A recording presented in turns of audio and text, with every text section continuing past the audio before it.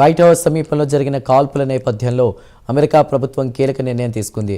ఆఫ్ఘనిస్తాన్ పౌరులకు తాత్కాలికంగా వీసాలను నిలిపివేస్తున్నట్లు ప్రకటించింది. 2 రోజుల క్రితం ఆఫ్ఘనిస్తాన్కు చెందిన 29 ఏళ్ల రెహమానుల్లా లఖన్వాలా అనేటువంటి వ్యక్తి అమెరికా నేషనల్ గార్డ్స్పై కాల్పులు జరిపాడు. ఈ దాడిలో ఒక గార్డ్ మరణించగా మరొక గార్డ్ గాయపడ్డారు. ఈ ఘటన జరిగిన వెంటనే అమెరికా అధ్యక్షుడు ట్రంప్ స్పందించారు. దాడిని తీవ్రవాద చర్యగా అభివర్ణించారు. వలసదారులపై కఠిన నిర్ణయాలు తీసుకోనున్నట్లు తెలిపారు.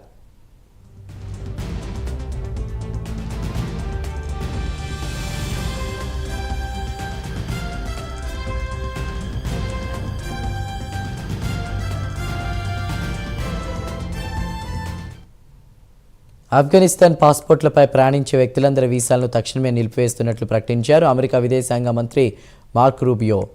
అమెరికన్లను రక్షించుకోవడం కంటే మరేది ముఖ్యం కాదన్నారు. రెహమానుల్లా 2021లో బైడెన్ ప్రభుత్వం చేపట్టిన ఆపరేషన్ అలైస్ వెల్కమ్ కార్యక్రమం కింద అమెరికాలోకి ప్రవేశించాడు. గత ఏడాది శరణార్థిగా దరఖాస్తు చేసుకోగా ఈ ఏడాది ఆమోదం పొందాడు. నిందితుడు లఖన్వాలా ఆఫ్ఘన్ సైన్యంలో 10 ఏళ్ల పాటు పనిచేసి అమెరికా ప్రత్యేక దళాలకు మద్దతుగా ఉన్నాడు. ఆఫ్ఘనిస్తాన్లో ఉన్నప్పుడు అతను CIA వంటి వివిధ అమెరికన్ ప్రభుత్వ సంస్థలతో కలిసి పనిచేశాడు. ప్రస్తుతం కాల్పుల ఘటనపై FBI దర్యాప్తు చేస్తోంది.